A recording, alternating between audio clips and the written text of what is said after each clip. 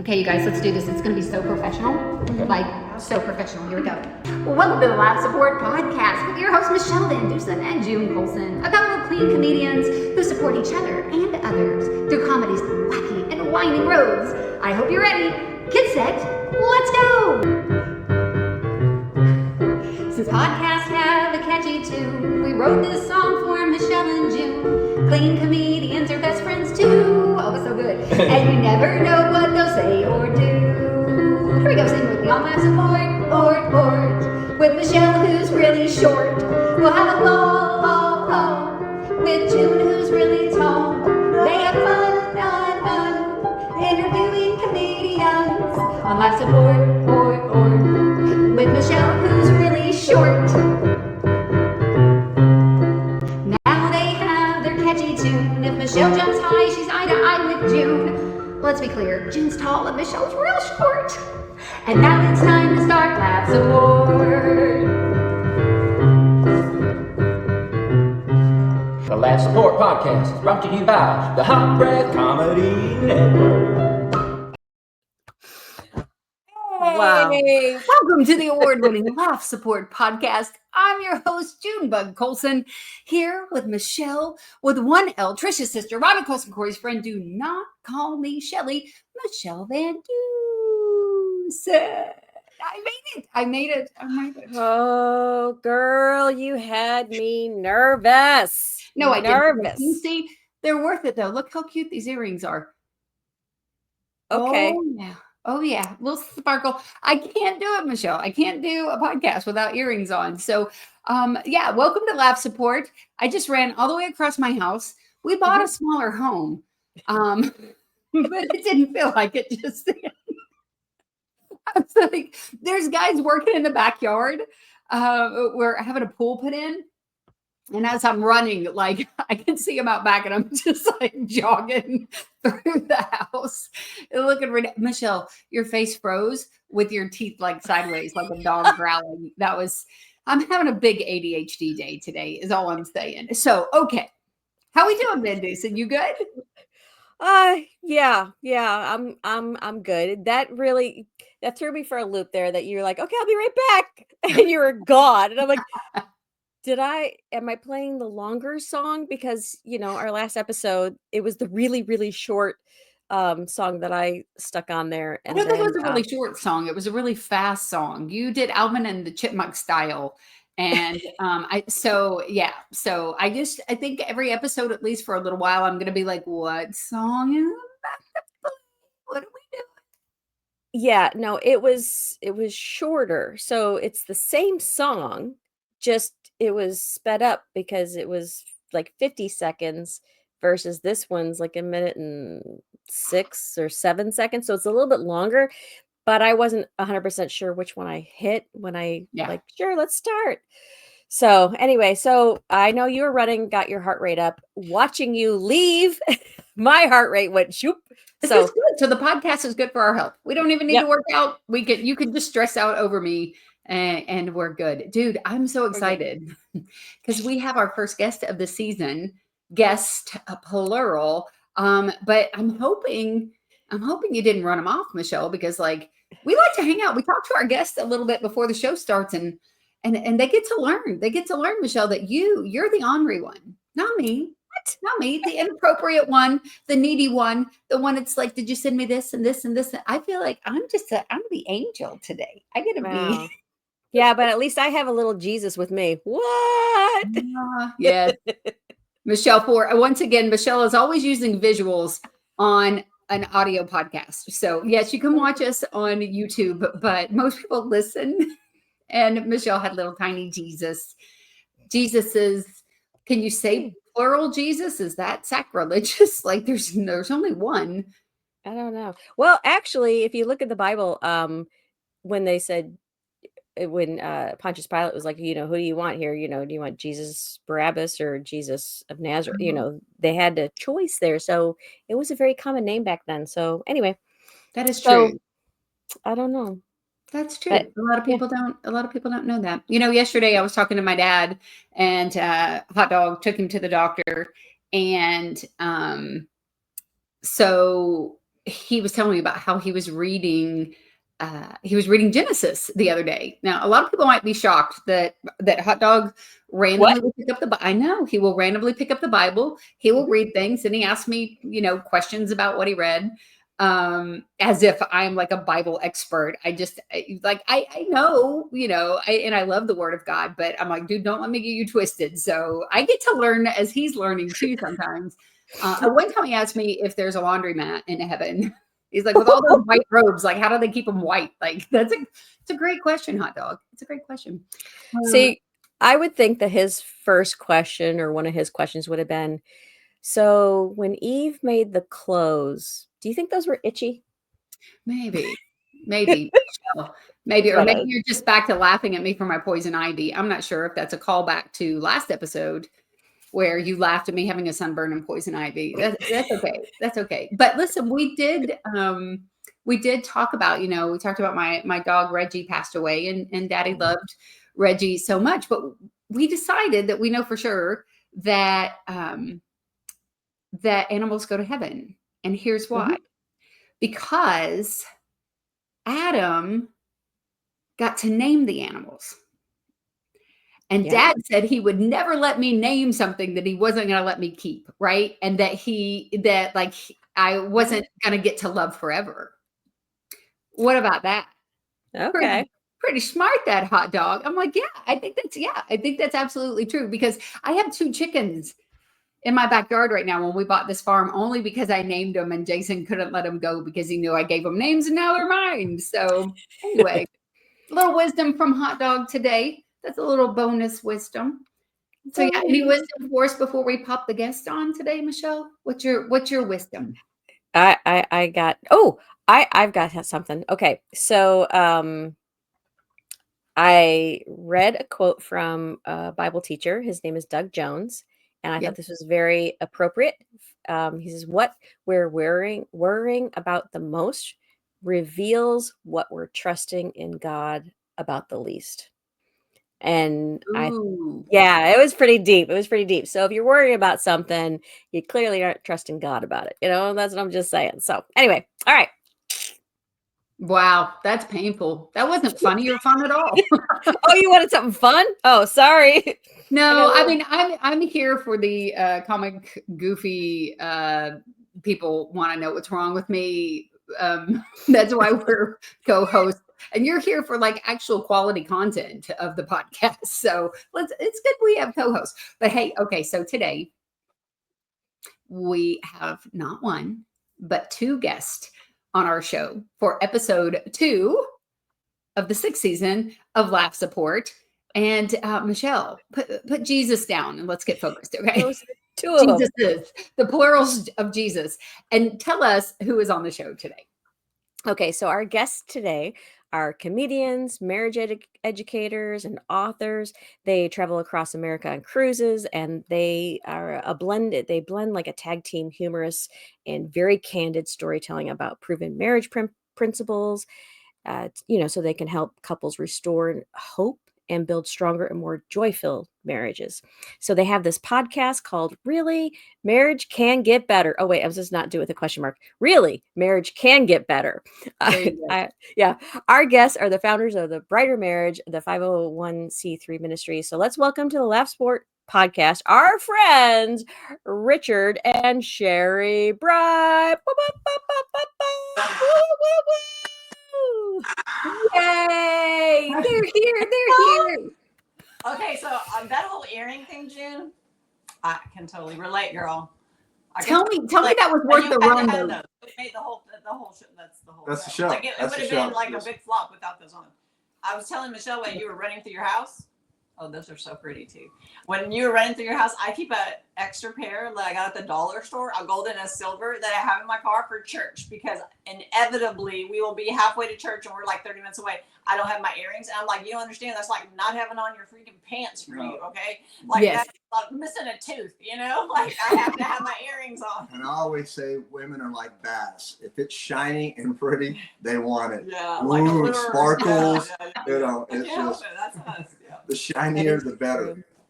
You're not wrong, Richard. You're definitely not wrong. Well, welcome to the Laugh Support Podcast, where Glad to be a part of this. we're completely out of control. Finally, They we're on here. already went through everybody else. They're on their 6th season, so we're like number We tried doing 99 to this, have Derek. on the show. So We tried doing this we during finally COVID, made it. So remember? excellent. We did try to do this a couple times. It just didn't work out, but we're here. Thank you for clarifying, Sherry, because That's we for tried to that. get you guys for our Back first up season. first. Yes. We tried to get, and you guys were now you had to be like, you needed to wait and make sure that we were really serious about what we're doing. So they're That's like, right. 6th season. I had to We make sure believe- we were serious about what we were doing. So we were like, I don't know.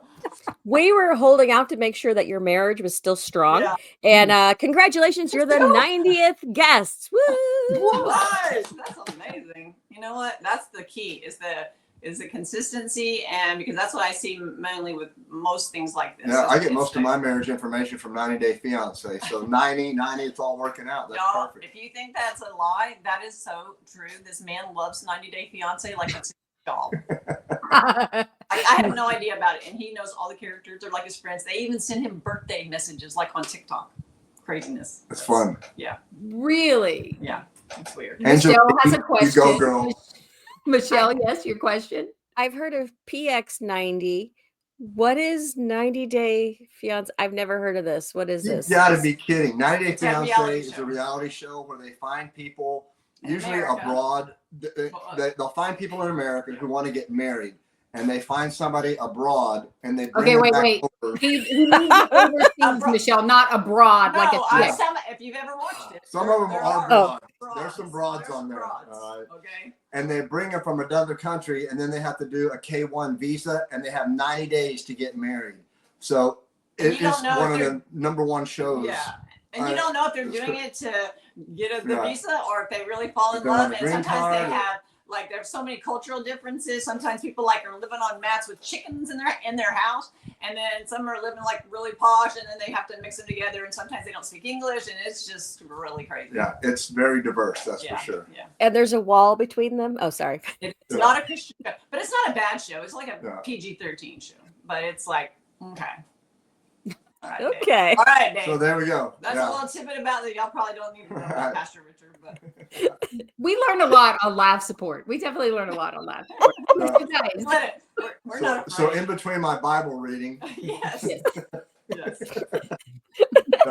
He's thinking of scriptures he can send them. I was looking up in Genesis the other day, and Phil Collins, he was a really good drummer. And, oh, y'all talking about the Bible? Never mind. Right, totally different. Michelle, we need a Wait. blush cam for Michelle though, because I think every once in a while a guest gets her to blush, and that makes Yeah.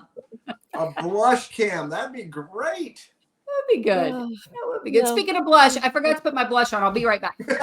I'm kidding. I'm kidding. Do this. Okay, so let's start Laugh Support. Let's start talking about Richard and Sheri. So with our guests, we like to go get in a little, time machine, travel back in time, and think about when you guys first began in comedy.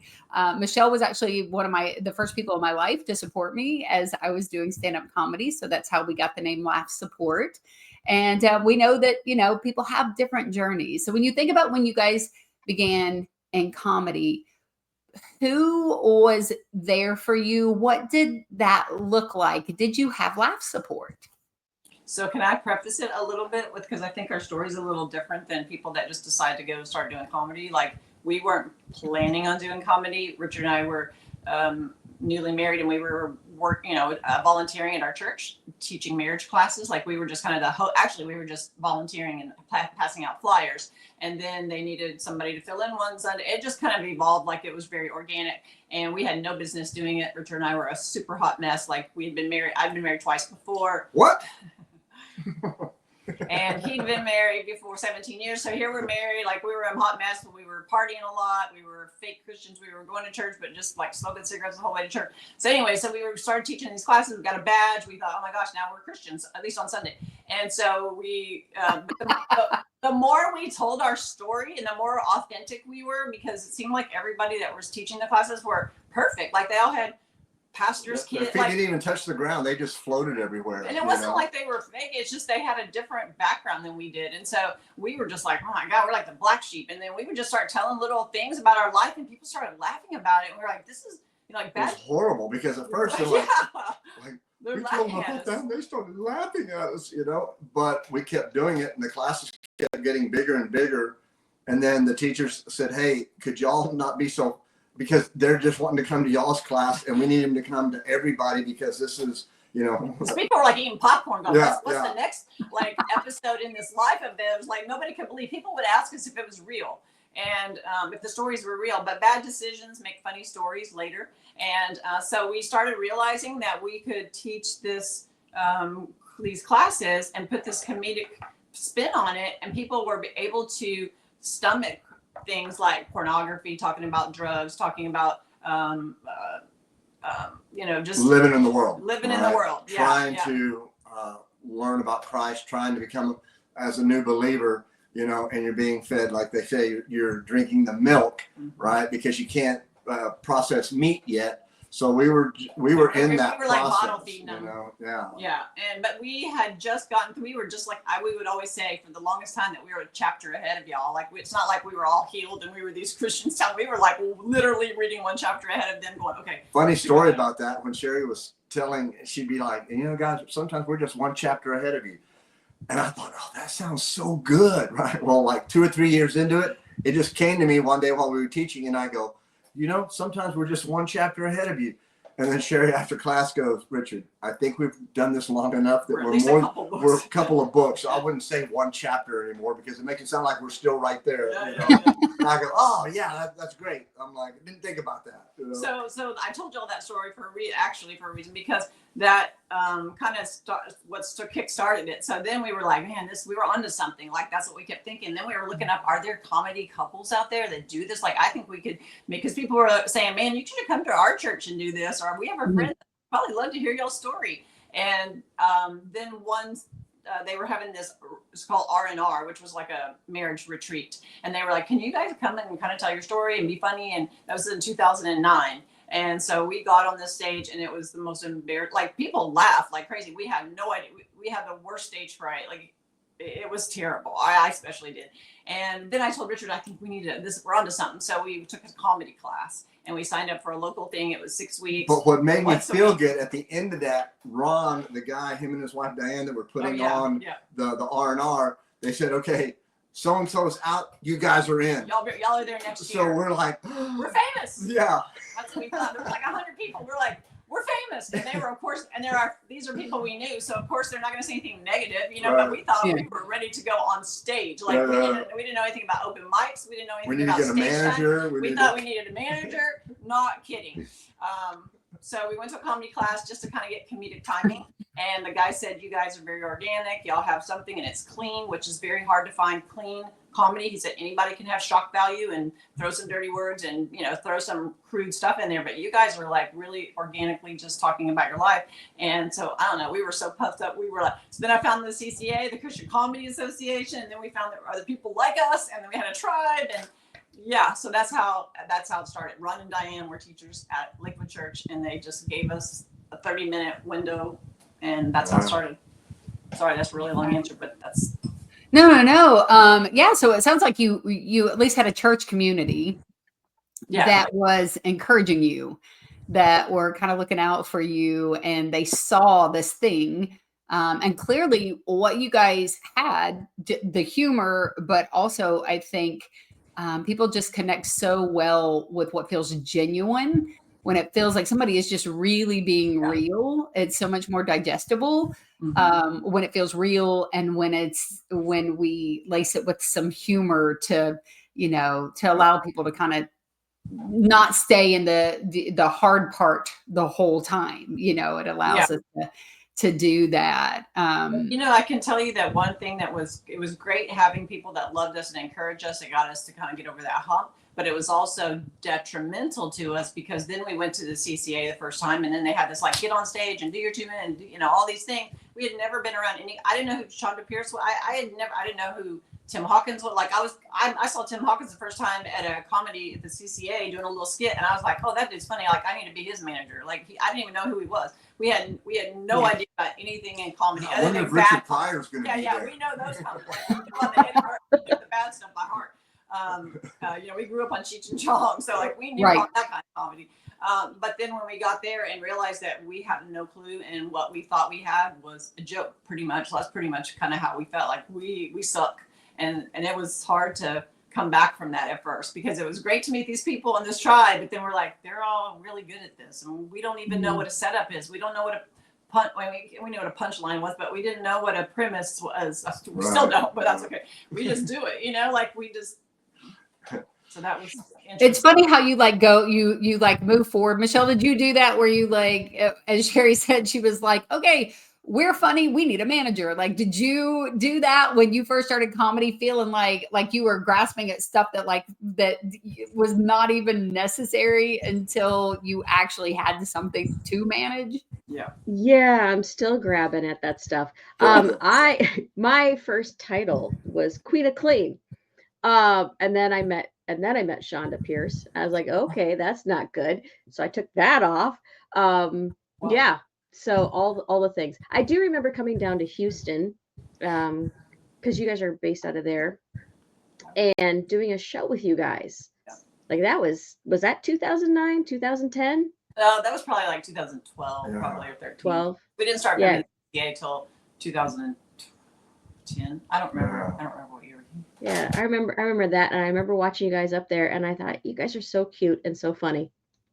So So let me ask you this. So when I met you at the CCA, okay, so you went, Christian Comedy Association, you had this kind of shell shock, this almost culture shock of like, oh, this is like the culture of Christian comedy. I remember what stood out to me was that it did look different, though. That was one thing that I hung on to when I left, was like, okay, because I met you guys and I'm like, oh, they're like a comedy couple. And then, oh, this David Pendleton guy, he has, you know, puppets, and he's a ventriloquist. And then someone else did some magic stuff. And I was like, oh, like it looks different ways. I'm like you. I mean, you know, I grew up with Hot Dog and Mo in trailer parks and, you know, government housing and all of that stuff. We weren't watching Christian comedy. I didn't know who the heroes of the industry were. I didn't know who people were looking up to. I literally like, you know, I came not knowing. And so I know I kind of relate to that, like kind of shell shock when you left. So did you feel when you left there, you saw these people, you knew that they were a lot like you, but did that make you feel more connected, or did that make you feel kind of on the outside for a little bit? Well, I think it's a little bit of both. I think it's a little bit of both, because, you know, there was a time that we got up and we had to do 3 minutes. Well, we don't do 3 minutes, right? We're 45 minutes to an hour. That's right. our comfort zone, right? So when we did 3 minutes, and you know, we didn't even really know Robert G. Lee. We met him a few times, and he's all like, he hears us, and he's all like, so have you guys tried bowling? You know, like something else besides, right? But still, it was all like, maybe y'all need to do something else. You know, like comedy might not be y'all's thing. Well, we had also that joke. We had a joke about hoochie. We would say the word, she was a hoochie, because we didn't think that was a bad word. Oh, what'd you say? No, I said Gucci. Yeah, you know, it was a joke about Gucci. And they're like, you can't do that. So and they were like, y'all can't say that. It's Christian comedy. And we were like, oh my God, you can't say hoochie. Like, we're in big trouble. Right. And so you feel like a part of it, but then you also feel like, oh man, I just need one of these days, if we just keep doing this, we'll get our big break. We'll get our big break. And I feel now, have been doing this for over a decade, that if we're doing it to get our big break, then we're setting ourselves up for a disappointment, maybe, instead of doing it because you're helping people and you're making people laugh. And this is what God called us to do. And we're having a blast doing it, right? Well, and I think with us, because there's two of us, there's always this different perspective. And Richard's a double extrovert, and I'm an extrovert introvert. So I can go out and do what I need to do, but I'm still always thinking about, like, how can we be better? What can we do? We got to go home. We got to look at this. We got to research. We got to find it. We got to watch a video. And so he was like, oh my God, we found our people. I can't wait to go back. Woo! And then he didn't want to, like, he'll just get up and open my, he does not care. And I was just like, no, these people are our peers. We have to wait. We have to wait till we have exactly like this. And it's still hard for me to do that because it's not what we normally do. We do a more of a tell of our testimony. And it's so to get up and just do 3 or 4 minutes, I'm just wondering, are they going, okay, who are these people? And I'm like, that's not what we do. Right. So I think it's different. I think we definitely went home and knew we had work to do. And we knew that we got very humbled that it was like, you don't need a manager, like you said, until we have something to manage. There were so many things. We'd never even done open mics. And so we had a lot of work to do. Yeah. So have you guys ever had a time period where you went, because obviously, you are a comedy couple, you're doing ministry together. Have you ever had a time period where you were like, well, maybe Richard should just be doing stand-up and I should be doing my own stand-up and that's it? Or have you always been kind of unified and said, no, this is what we are and this is what we're going to be? That's a great question. We were unified when things were going great, and then whenever are you talking about the times like about to get off stage? When I'm trying to cash in on a joke that I wrote, and she's saying that she wrote, and I'm like, wait a minute, no. So we had to keep a notebook after a while because we would get so mad when we would get off stage. We had killed it, had this great night, people are laughing. We get off stage and we're so ticked at each other because because on the way home he would say, oh man, that joke I wrote, it killed. And I was like, you didn't write that joke. I wrote that. And I would have facts. Like I can tell you the time, the date, when it happened. And he was for sure he did it. And we would have an argument, literally get off the stage and say, I'm never getting on stage with you again. If you keep trying, because Richard's very, now I'm outgoing enough where I can stand up for myself. But back then I would always shrink back and he was like, I'm a singing frog. and I was like, I wasn't even there. Or he'd get on the stage and I was like, whoa, bro. Because we're so self-secure and we're so confident in our walk. It was really hard. As comedians, There was a lot of tears. And so to answer your question, there have been times where at a women's thing or a men's event where Richard just got up there and did some stuff or more just teaching, I guess. Yeah. I've done a few women's things where I just did the comedy and I can do our story and do kind of both sides and answer it in a different way. But we know that when we come home and it was fun, it was great and they liked it, but we know for us, God has called us to do this together. And I feel like our chemistry is together. We bounce off each other. We've done women's conferences and I'm the only guy there. And when I give the guys perspective as we're doing it, and I'm supporting the women as I'm doing it, right? And telling them about things that are imperative that they need to hear. And it's not and a woman needs to, it's not that. It's, I'm if the man isn't leading, right, and he's not the head of the family, then the next person, if I'm the head and I move out of line and the next person in line is my wife, well, she's trying to pull me back into alignment with God. And so this is how we do it. And vice versa at a men's conference or something. And we do it. Yeah. She will play the same thing and kind of give what the men need to hear of how they're treating their wives. Right. Well, because so many men and women's event will not allow a wife to come, or they don't want me to come, or the women's are like, oh no, men are allowed. But it's, man, when they do, they're like, oh, we had no idea it was going to be like this, because it's different than what they think. It's really better that they get both. It's not just women with a bunch of estrogen going home and their husband's been watching the kids and they're like, what the heck? They come home with a little wisdom and, All right. I've never heard at a women's conference that, and this isn't a Bible teaching time, but when a man's heartbeat gets above 100 beats per minute, he goes into defense mode, right? He's looking, because that's how God created him, to protect the family back hundreds and hundreds of years ago. He had to be able to go from dinner to being able to kill somebody to protect his family. So when his heartbeat gets elevated, he's ready, and he's ready for a confrontation. But they don't talk about these things, right? You're about to have one. This is a laugh podcast. This is a Okay. No, it's definitely. Get me started. No, it's not. We're not trying to have punchline, on live support. I mean, we really are talking about this type of thing. And I love that you pointed that out, especially if someone, because I know that I have some minister friends that listen to the podcast sometimes. And I love that you pointed that out, that, and I get why like a men's conference is like, yeah, we're not hiring a woman to come talk, because a lot of times the conversations they're having, they need to be able to have that without a woman in the room.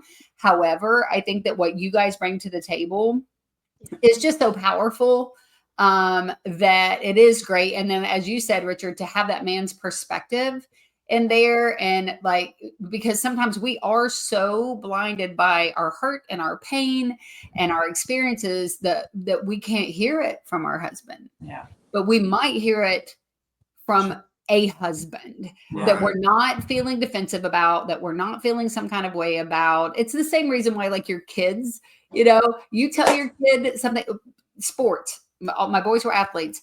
Jason would tell, and he was a great baseball player. He would tell the boys a certain stance or a certain thing to do, and they would be so offended and not listen. We would pay somebody to tell them the same thing, of course, to give them lessons, who told them exactly what their dad said. But they weren't threatened by, they weren't trying to prove anything to this dude. They were listening to that person. And I think that could be the same perspective when the women get to hear from you, or the men get to hear from Sheri. It's not a defensive thing. And it can be like, oh, wow, that's how I make her feel. Or, oh, wow, that's what's going on. And his heart's going 150 miles an hour. And is it the amygdala or what? My husband always says, or he'll go, that's a cognitive distortion. And like, if I literally like a pool noodle across his forehead, cognitive distortion, I hear that one more time, but it is real, and it is helpful to hear that. And we can listen better when it's honestly, when it's funny, when there's some humor to it. I think too, that sometimes, like, for the men's perspective, women are more open to it. I think men sometimes think that, it's a chick. So it's like, oh, we're going to have a Hallmark moment here. And then when I talk, and we're very raw. And so all of a sudden I'm talking about porn and this and that, and the woman's perspective of how it hurts us and how we feel less than, and and they hear it in a different way, but I'm not dogging them about it. It's more of a, let me tell you what your wife's feeling. Like, let me tell you what we went through, what I felt. And I think that's really. So the way that we do that, though, is you're absolutely, we infuse it with levity and comedy, right? Because it's hard to sit up and just talk about that. But when she goes, when I first met my husband, I was looking for anything that was Christ-like. And he says, hey, I gave most of my money to charity. And I thought, oh my gosh, now she's talking to men. And she goes, oh my gosh, he's giving his money to charity. And then I'm like, little did I know, charity was, gentlemen, welcome to the center stage. Put your hands for charity. And I'm like, oh my gosh, did you really? I'm like, hey, we went through this. Like, this was real stuff we went through. So they laugh. Then we're able to impart what God did. We weren't glorifying our past. We're glorifying what God has done in our life, that we were able to rebuild a life around him, and use comedy to do it. So that's. I think we're very, we're more for the unchurched. I mean, the church likes it too, but the unchurched, we're probably great. That's our ideal audience, people at church that aren't super churched, because you can feel like we did, hearing someone at church talk about all these things. And I was a pastor's kid. My dad's my grandfather's grandfather's grandfather, and dog was a pastor. Right. You're just like, oh my gosh. And we go out, literally go out on a break and go smoke a cigarette and go, these Christians are stressing us out. Like, I'm a PK. And Sheri's all like, you're a PK? I go, yeah, perpetrator's kid. Oh, no. I'm a PK too. So I think getting to hear it when they hear real stories, and I'm like talking about Richard going, catching him going to the gentlemen's clubs and all that. They're just like, what the, like, I can't believe they're saying this at church, but it's true and it's real. And we don't say it to where it's, uncomfortable or whatever. Like we do it with the laughter, where they have to laugh a little bit, and then it's like, oh wow, okay, now I get what they're talking about. We had to be doing something different, because think about this: when we were at Lakewood, 40,000 people would come through on a weekend. On any given weekend, it's about 40,000 people, right? And the number one prayer request was for marriage. The number one. More money, no money, all that. The number one was for their marriage. All right. So marriage is taking such a hit right now. And now the kids growing up, they don't even want to be married. Now that there's things that, it's just crazy what's happening right now in the world. People living together, not even being intimate, because we're just having a partnership. There's no, and it's just like, man, that's not how God created it. But anyways. But I did think about when you were asking someone else that helped us, and probably in 2000, and I don't even know what year it was, maybe 2012. or around there. There's a couple, and their name is Barnes and Minor, and they're a husband and wife comedy team. They've been on comedy, like they were very famous or for their own right individually, and then they started for several years. They did a bit where a whole set where they would go to all these churches, and they did it, and it lasted for several years. They did it. I think they're back to doing it separate again, but we looked them up and saw that they were coming to our town, so we went to watch them because we wanted to see it live. Like, how does this play out? How do they get tickets? How do they sell this stuff? That's what we were looking at. Right, yeah. Yeah, we had ulterior motive. So we went and we met them afterwards and told them what we were doing, and we were so green. We were just kind of like, and we're comedians too. I mean, our cards, y'all, have changed. I mean, over the years they changed. It was like, we're comics, we're comedians, we're marriage fanatics, we're marriage educators. Like, it's been, we don't even know what to call ourselves because it depends on the venue and what the event is. But they gave us, somehow we connected, and they were like, we'll give y'all 3 minutes. Yes. So they came back to town a few months later, and they gave us 3 minutes. Several times gave us 3 minutes, but it was a different audience. It wasn't our church audience. It was no one that we knew. And it was really, if they had not done that, I don't know if we bit the bug. Like we got bitten by, like, so excited that this could actually be something, because we felt the passion in our heart. We just didn't know what to do with it, Wow. Awesome. And man, it's had its highs and its lows, and I'm sure there's so many comedians that can attest to that. Like, there's sometimes that, man, the phone's just ringing off the wall, and you're just like, oh my gosh, it's happening, right? And then all of a sudden, the phone's not ringing off the wall. You're like checking it, and it's still working. Well, I feel like during 2020. Oh yeah. So 2019. So a few years we, built this up. We got to work with Jimmy Evans, and we did the EXO circuit for a while. We did cruises with them, and it was great.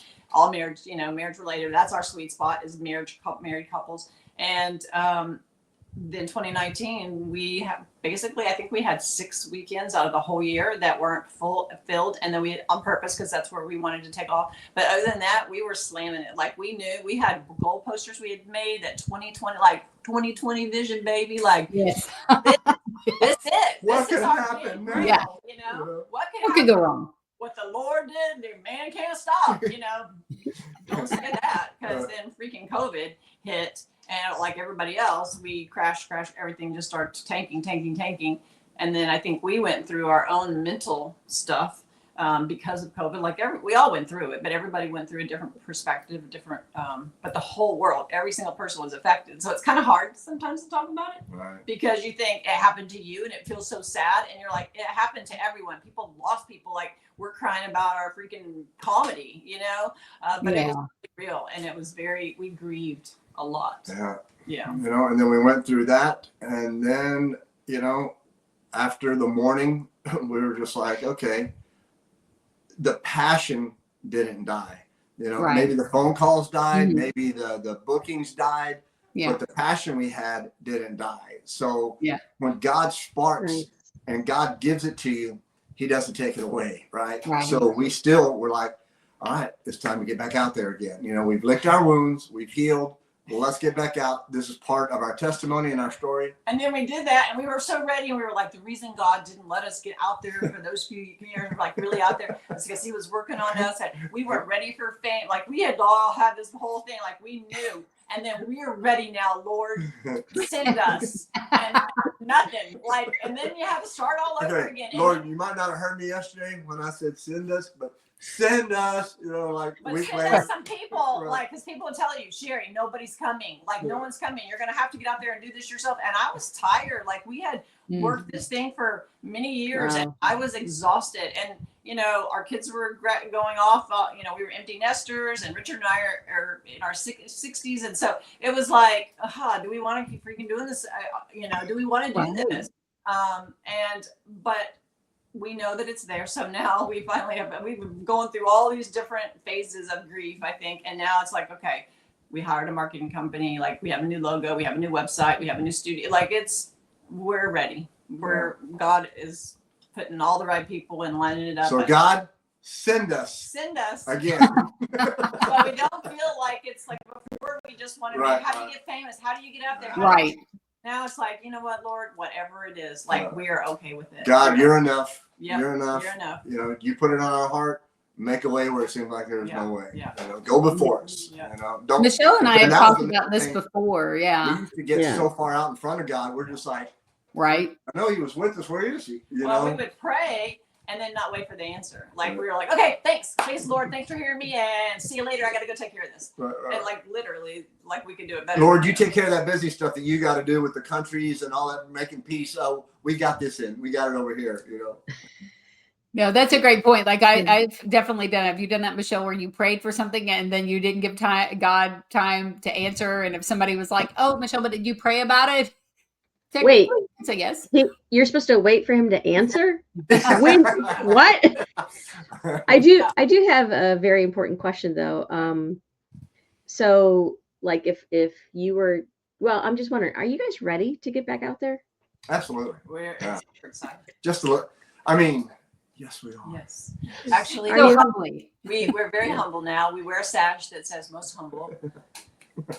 I do think though, I mean, I really do think that like the dangerous thing is, and we see this, and I don't want to get deep in the weeds with like the Christian music industry or comedians or things like that, but it is very dangerous for someone to experience a level of fame that surrounds them with yes people. Yep.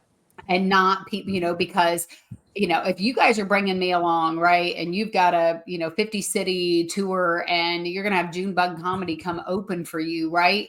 And I'm not mature in my faith and my growth. And I see that like behind the scenes, everything you're saying and doing is opposite of what's going on, right? A lot of times people they'll ride that out and they'll just keep their mouth shut because that's money in my pocket. Yeah. That's 50 shows. That's exposure. That's this, Right. that's whatever. But what I notice is like when I went to the CCA, I remember praying all the way there. I'm like, God, if this is just people, that aren't here for you, show that to me, because I knew there would be different levels of it. The same way Sure. that like, I was so fresh in my faith with God, I was scared to death to be there in the first place. Yeah. But it can become, the reality is to some people, it's an industry, not a ministry. And as long as it's looked at as that, it'll be treated as an industry and not a ministry. And a ministry, it is to be held very respectfully and gently and with wisdom, and and not that people who are in the ministry aren't going to make mistakes and that there's not growth that needs to happen. But that can be, that can be really dangerous if somebody does pop off really quick and they don't have that foundation. I mean, right now in my life, I definitely have, if I truly got off course, Michelle would never let me do that without loving me enough to say something about it. Absolutely. Yeah. And so do you all have that? Like, do you feel like you have that with each other? Yeah. Even if you had no one else in the world, are you able to be there for each other like that? We are so thankful for it. Like we talk about it all the time, because especially when you go to like the CCA and you're around so many other comedians and you hear their story and they're on the road by themselves and they're doing all this, and it's great. And we see all the highlight reel, but it's a lonely road. It's like, we're very thankful we get to come back to the hotel. If we have a crappy night, we can talk to each other about it. Like it seems like when one of us is up most of the time, except for a few times during the whole pandemic time, I feel like if one's down, the other picks the other one up. And we also call each other on some stuff. Like we're not afraid to tell each other, like, I ain't getting out there with you. If that's going, like, you know what I mean? Like you need to get yourself in check. Yeah. So I do, when I hear and when I see you guys all traveling together, and I see other groups that have formed from the CCA opening for one another and traveling together, I think that's phenomenal, because they're not by themselves. God didn't create us to be by ourselves. He created us to interact with one another and to lock arms with people and bring people along, right? Mm-hmm. And then as we're doing this, a couple of might break off and go over here, but then we link arms again and we keep on going, And I think the CCA has done a fabulous job of revamping and getting back to what God has said biblically to do, and they're doing it now. And I love that. And I really do. We love seeing other people make it. But it's also a little sad for us sometimes, because we feel like, golly, we're just out here by ourselves. Like, even though we have each other, thank God we have, we probably would have quit, but we're like, we'll pay our way. You don't even have to pay us. Like, we'll just come. We just want to connect and be part of it. Like, that's how much we believe in it and we love it. Like, to us, it's thankfully we have a construction business that we had to rely on because we were about to put it aside and do this full time, and when the pandemic hit, we were thankful we still had, we had to shuffle back and go, oh my gosh, we can't put this aside. So we're thankful for that. And we're able to pay our bills. It's, we don't have a big, huge company. People are always trying to give us, why don't you have a website? Like, y'all had a business 20 years. Like, we don't want any, and it's not, we don't want more business, but we don't want to get to where our time is all working. Cause we have learned that at 61 and 60, like, how old are you? 61. I'm 60. 60. He usually tells people he's in his 50s, and I'm like, bro. But I feel like we've also gotten to that point in our life where money is not what we're chasing. Like, it is not like we need money, and we're not like normal people that have jobs that can have a retirement. We probably do need to make it more of a thing, but we want to do what the Lord has called us to do, and we just believe that God will bless that somehow, and it will all work out. And Yeah. And we just keep moving forward. That's where we want to put our time and effort. If I'm gonna have a website or I'm gonna promote stuff, it's gonna be about marriage and what God has put us on. So at the end of our life, we're not saying, wow, we've had this great business, this great construction, or when I wish I'd worked more. No, we want to be like, you know what? There's some heaven rewards that marriages and families, communities and churches got something and something shifted and helped them, and we got to bring Jesus to them, Absolutely. Michele, thank you so much. When you had so much joy in your face as you were in the little box to the side, and I saw you pointing at me. I just turned 50. When you guys said 50, she's like, yeah, she's so happy that I'm now out of my 40s and I am officially 50 years old. So, are you happy, Michele? Did that bring you joy? Yes, it did, because I'm like, welcome to the club. I mean, it took you a while to get here. That's all I'd say. It took you a long time. I was wondering, because you guys were talking about how you travel and you're blessed because you get to travel together. Do you have any tips for those people that are single or even they're married and they're doing comedy? So like, when I travel, my husband's not with me, and I know June, like a lot of times Jason is with you, but then there's other times that he's not. Do you have any tips on how to remain strong in your marriage when you are traveling and doing comedy and things like that? It would have to be just what are you doing when you're home, right? What are you doing? What are you practicing when you're at home? Because what you're doing at home is going to build your strength no matter where you are. The praying in the morning together, that's our time, is in the morning. If I don't jump up and get out of bed because it's 5 o'clock and I get some stuff done. But for the most part, we wake up, we pray, we talk, we interact with one another. They say that the average couple spends 20 minutes a week. That's it, talking to one another, right? 20 minutes. And think about that. In a week, 20 minutes. That's not very long at all, right? That's a couple minutes a day. So we spend a lot of time talking about, how you feeling? What's going on? What was your win this week? What was something that happened that set you off this week? Was it me? What did I do good? And we just talk about these things. And we pray about stuff, all the time. Well, I think for people that, that are on the road, not able to do that, is that when they are home, like you said, making sure that you are praying with your spouse, because couples that pray together do stay together. I mean, it's a huge thing. And you cannot believe how many Christian couples that we meet do not pray together. Like, do not pray out loud together. And we went through that. Like, it's a whole story. Like, it's a whole comedy thing about how I didn't pray, and Richard used to prayer shame me and all kinds of stuff. And there was this girl at our church, and she could pray. Like, she was a prayer warrior, like casting out demons. Like, she was on fire from heaven. And she would pray all this stuff and pray over the men and her husband and Richard. So we would go through something and I would say something. He'd go, well, if you could pray like Jennifer, I probably wouldn't be going through all this stuff. So I couldn't even say a prayer. I had to read it out of a book because I couldn't be vulnerable like that. But anyway, so I think, what you do at home, they're not going to mind when you leave. If their tank is full, then it's that, you're on stage, you're getting all this, whatever, and you go home and you're just yourself. And that person, that's the part we're happy that we can feel that, because nobody else really has that, where they can feel that. Your spouse will never know that feeling that you have, and you can never explain it. Like, they can be part of it, but it's just kind of, that's like a little lonely thing that you only have.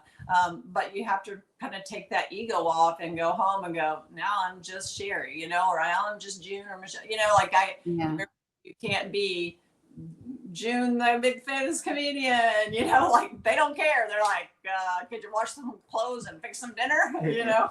Right. But I do believe if you are pouring into each other, if you guys are, ask your spouse. Right. That's the thing. Ask your spouse, like, how can we connect? Do they not? How do you feel when I'm on the road? How do you Yeah. feel when I'm out there? Do I call you enough? Do we? There's FaceTime. know? You can pray on FaceTime. Right. Like you can Yeah. do so many things together. You can do Bible study. You can go to a marriage class by yourself and then say, hey, these are the notes that I took.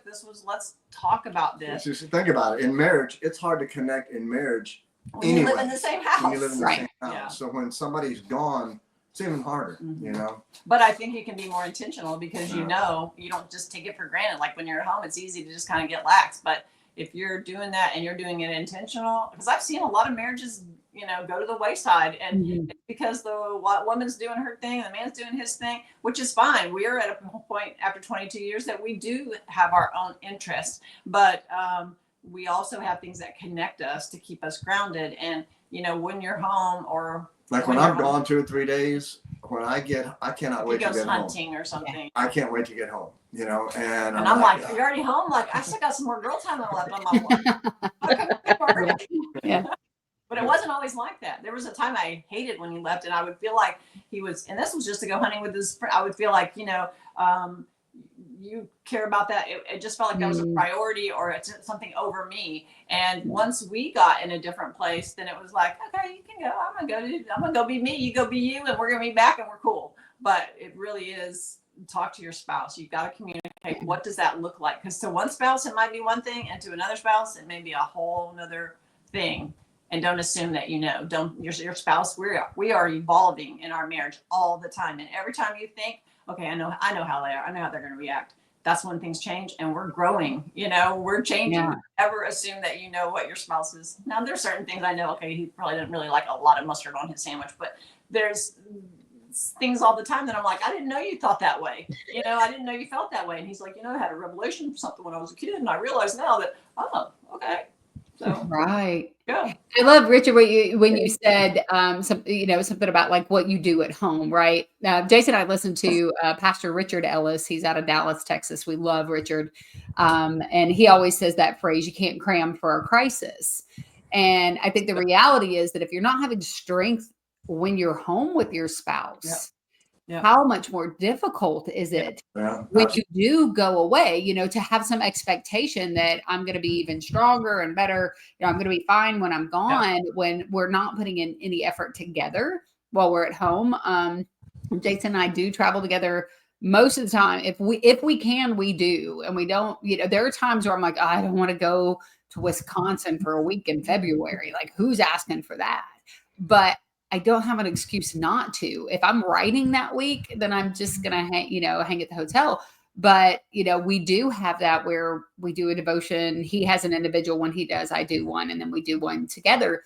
And when he's gone, we will FaceTime, and he'll queue up Richard Ellis, and we may both be, he's, you know, in Wisconsin and I'm in Kentucky, and I'm cleaning and I'm listening, and he's, you know, getting ready to go to work, and we do that thing together. But as you said, like what you're doing at home, I mean, that's also probably going to reflect what's happening when you're on the road. And I think just being mindful of getting that strength while you're here so that you can be strong when you're apart from one another. So one of the last questions we're going to ask you before we let you go, because we could keep you, we literally would keep you for days and do like a 5-part series. Michelle said we do 4 hours or something, but I know the answer to this. And I want two things I want to say very quickly. We always ask our guests, have you had the opportunity to be laugh support to someone else? Michelle and I have seen this year after year, time after time. One of the first people who ever spoke to me at the CCA was you guys. You had a way of finding people who you could tell were new and were kind of, you know, wandering and trying to find their way. And you would draw people out who were blending into the wallpaper, right? And make them feel welcome, make them feel seen, enough so that in the last several years, the CCA has asked you guys to be the ones, and you guys have jumped out so willingly to welcome newcomers in. And these newcomers may not be new to comedy, but it's their first time being around this community. And even if you've done comedy for 20 years, if you step in a room where you don't know anybody and everybody, it's like that kid who, moved in the 8th grade and everyone else has been together since kindergarten. It's helpful to people, people to come in. So we've seen you be laugh support for them. I personally, this is a great opportunity for me to be able to say thank you to you guys. When I say that Richard and Sheri walk the walk and they talk the talk, when my marriage, when it was in the deepest point, it was always in crisis, but when it finally hit rock bottom and, papers were signed and everything was over and it was a story you didn't want to tell anyone. Richard and Sheri, you guys were somebody that I knew because you were vulnerable for other people, that I could be vulnerable with you. And that's so huge. And so I know I've said thank you before, but I also feel like this is recorded. This is forever, that I get to say to my friends how grateful I am that I didn't have to sugarcoat anything I was going through. You all were supportive to me, whichever direction things went. I tell people in my testimony that God loves a good plot twist, because, it was a huge plot twist. Where I am with my husband now is nothing more than a miracle of God. We have been given so many amazing blessings, and we're still on a journey, but you guys have been so supportive to me from my first time at a comedy conference, which was a time that my whole life was about to change, to something even more deep and important, the health of my marriage and just my mental health and my life and my friendship. So, so I say that to tell you guys that I love you. I'm grateful for you. And I know there are so many people that you all have touched their lives. So even if the names are not in lights, even if the big break doesn't come, I hope you guys realize you are so famous in the eyes of God. You are so famous for all the lives you have poured into, every comedian who was going to walk in and feel alone, and they didn't, because you were there. So for that, myself, Michelle, the whole CCA, I am speaking for them. I don't care. I like you're gonna fall off. No, we thank you for that. So I say all that to say, we know that you're supportive of the CCA comedy community. Have you had an opportunity outside of that, or very specifically, maybe another couple that you guys have been able to mentor in comedy, or a newbie in comedy that you guys have followed the journey with? I mean, I like what you were saying about the newcomers. Like, I feel like we did that because I always heard Pastor Joel would always talk about, if you're lonely, be a friend. If you're hungry, go feed the hungry. Like, don't sit and wallow in your stuff. And so I think we felt lonely. Like, it's always been weird because there's two of us, like, going to the comedy thing. Because when there's one, it's different. When there's two, people get, I don't know, people say, well, we're intimidated. So we tried to divide and conquer, but then, like, we feel weird because we're together, So we would just try to do that because we knew how we felt. We know how we are. We gave Christian a ride to the airport. Christian McCartney, yes. We didn't know who he was. We gave him a ride to the airport, and we felt bad for him, and we gave him $100. Right, and he's all like, "You don't have to give me any money." I'm like, "Because we didn't know. We didn't know. Just young kids." Right, and he's all like, "Man, right, like, man, let's help this guy out. Poor kid, he needs help." We man. didn't even know he was funny. We didn't know he had a YouTube, TikTok. Just like, oh my gosh, like, I really think this guy has something. Right, I'm always going like to be somebody who's made or right, like, man, let's give him a ride to the airport. Let's give him some money, and just help him along. Poor kid, And then we get back, we're like, Sheri's all like, that guy that we gave a ride to? He's got like millions. He's got millions of followers. He didn't need any of our money. He's probably going, who are these old white people? Yeah. But because of that, we're super close to him and Haley now, and then he brings Thurston in, and then he brings yes. Oh yeah, Vance. And Vance. So we meet them, and we sat down and have lunch with them, and oh my gosh, I couldn't even eat. We're just sitting in there laughing so hard the whole time. And then all of a sudden other people are just sitting around and we're just cracking up. We can't even eat because everybody's just laughing, you know? I think Richard and I are naturally connectors. So we love to connect people. We're always the people wanting to connect all the different, like anytime we see something or go to a place, we're like, is there someone there that we know? Like we are not afraid to let people have stage time. Like, please come and do it. You know, there was a girl, Jordan Barker. She used to come to CCA all the time. She was 8 years old when we met her. She was 8 years old, and we let her get on the Lakewood stage, and we gave her some of our time to get up there. And that's how she started. And year after year, she would come, and now she's like 19 years old. But you know, I met some newcomers, and I'm still. We text about a couple times a month. You know, they have questions, and they're like, "We just want to thank you so much for." You know, reaching out to us and just being there for us when we were there. I've never felt this before. And, you know, if everybody just did that in their own little group, in their own little circle, and the influence that you have, you change people's lives. And what's funny is I think sometimes when you're new and you come in and you think, oh, Richard and June, they must be somebody. And then they don't realize that we're just so happy they're talking to us, you know. But they're like, so, yeah. Right. They're teaching this class. They must be somebody. Yeah. No, we're just like, you know, we got 100 followers. Right. Woo! Killing it. Yeah. Crushing it. People are like 100,000, 100 million. No, 100. We have 100. 100 followers. Like a Benjamin. Yeah. And I come from a big family, so 75 are, you know, my cousins and 100 followers. No, you guys have been absolutely amazing. We are so grateful to have you guys have been supportive of us, our laugh support, and so glad that you came on the podcast today. Michelle's going to scroll across the bottom. Hey guys, we definitely want you to check out Richard and Sheri. You can go to brightermarriage.com. They also have a link tree that is Brighter Marriage. And, you know, they're authors, they're comedians. As you've heard, you can bring them in for women's groups, for men's groups, couples nights. Really, I don't think there's an event that a church would have outside of, like, I don't know that I would have you guys at, you know, VBS, like maybe doing your thing for gardeners for kids. They'd be scarred for life. Right. Yeah. You know, we're clean comedy, but we're more adult. Like, it's adult humor, but clean, because it's more of husband and wife. Like, we're great. Our sweet spot is a marriage retreat, a marriage conference, you know, a marriage workshop. Like, that's probably our sweet spot. Yeah. Especially they're wanting to bring in unchurched people from their community. Like, it's a good fit. Yeah, definitely great for outreach as well. So you got, and then, okay, and as Michelle said, really, or however you want to say it, really, marriage can get better.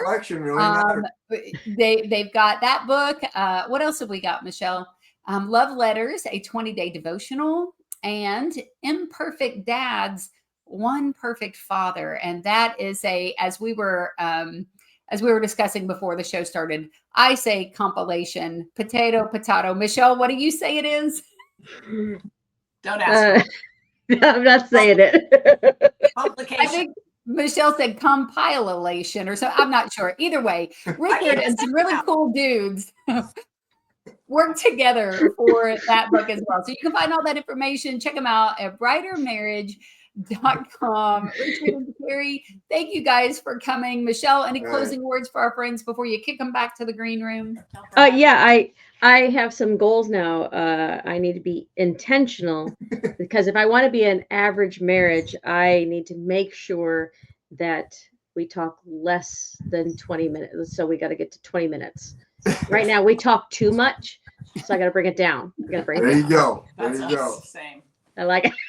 You guys, thank you so much. I know for my own life and marriage, you guys have been very supportive, even though, because one time you gave us tickets to go see you doing a marriage conference. And that was very helpful because it was really good. So I just want to say thank you on that end. So we just want to say before we get off, thank y'all. Like, we just appreciate you so much, and we're so proud of you. And I just see it's so fun watching you guys, you know, just like come out of your cocoons and blossom into these beautiful butterflies. That sounds so corny, but that's how I see it. Like, we're so proud of y'all. Like, we aspire to be like y'all as we get, you know, as we when I grow up, I'm gonna be like Michelle. Did you not hear the theme song, Michelle? It's really short. There's no growing up. I'm 5'10", so that ain't gonna happen. What I hear is, I need you to drive me to the airport. No. That's right. From now on, honestly, I'm going to ask them to. Do you guys mind dropping me off at the airport? That would be amazing. Richard and Sheri, Michelle's going to send you to the green room if you want to wait around a minute. If you're not in a rush, we will give a proper goodbye. But we're going to close this thing out. So thank you guys for coming. All right, Michelle. Woo. I mean, we knew it was good. We knew they were going to be amazing. We knew. Oh my gosh. A great episode. So, okay, so let's get to the tip of the week so that we can get your goofy joke and we can close this thing out. My tip of the week is get emotional. Get emotional. Okay, so last I don't know, we've given lots of writing tips, but one of the things that I think, if you get stuck and you're writing comedy, getting emotional is helpful. Think about the thing that caused you to get super emotional. Any emotion. It can be a positive or a negative emotion, because those are the things that your audience tends to relate to the most, right? And so if you have something that happens and you feel a really strong emotion, make a note in your phone about it. I say that because this morning I had a really strong emotion as Jason and I were walking down the driveway, and we have 60 cedar trees that are on the property. And, we have a long winding drive. And yesterday he was dealing with bagworms on these trees. Well, I'm talking to him. Suddenly he's not beside me. I turn around, Michelle, he's up in the cedar tree and he grabs something and he's walking towards me with it. Okay. My name is Junebug and I hate bugs. And I'm thinking he's coming at me with a worm, right? And no, it was not a worm. It was one of those big beady-eyed cicada bugs. You know those cicadas? They're on the side of my house right now. They're coming out. So yeah, I know. Well, it's dead, and he's a tough guy. He picks up a dead bug to chase a girl with, right? And I'm like, okay, I'm not running from a dead bug. And he comes at me and gets it real close to me. And I'm like, why would you pick up a dead bug? And he was like, are you not scared? And I was like, no, I'm not scared. About that time, Michelle, that bug came back to life. No. And it's no. Screams. They scream. He screamed. I screamed. The cicada screamed. He throws it in the air. I look up. Jason is running down the driveway. He's not even afraid of bugs. And so I made a note in my phone. And, that's a long story that I will make short. But if you get stuck and you're trying to find something to write, think about the last time you got scared, you laughed really hard. You could be, when you were really sad, you were confused. Embarrassed is always a good one. So that's our writing tip for today. If you get stuck, get emotional. See what it is that causes you to have big emotions. Okay, Michelle, close us out. I can't say a bad joke because you keep doing kids' jokes. Is this a kid's joke today? It is. It's right there. See? So okay. Another one. So this one is from Alonzo. He sent this in. He's a third grader. And Alonzo asked, which deer lives in space? What deer lives in space? I don't know, Alonzo. What deer lives in space? Comet. Okay. All right. Good one, Alonzo. Yeah, it's funny because you said it, not because Michelle said it. All right, so that's it for this episode of the Laugh Support Podcast. You can follow me at Junebug Comedy. JunebugComedy.com is my website. Of course, we would love for you to follow Michelle on her socials, MichelleVanDusen.org, and Michelle's Comedy on social media. Again, Laugh Support Podcast. You guys know how to follow us. Follow, and thanks so much for joining us for this episode of the Laugh Support Podcast. As I always say, Jesus and Junebug loves you. Michelle, tell them bye. Goodbye. Don't forget and share. So thanks and stay a blessing. We love you guys. Bye-bye.